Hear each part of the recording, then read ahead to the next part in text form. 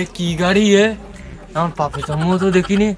আল্লাহ গাড়ি কি করে চালায় বাবা, কয়খান চাকা চাই পাঁচখান চাকা জানি আসলে। বাবা চাচা ডায়ে কি করছিস গাড়ি দেই দেই বিষয়টা শুনি দেই।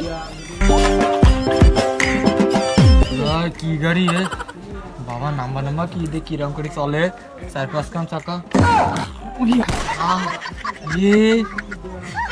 গাড়ি চালালে তো মরণ পঙ্ক্তি উঠে যাবেন যে।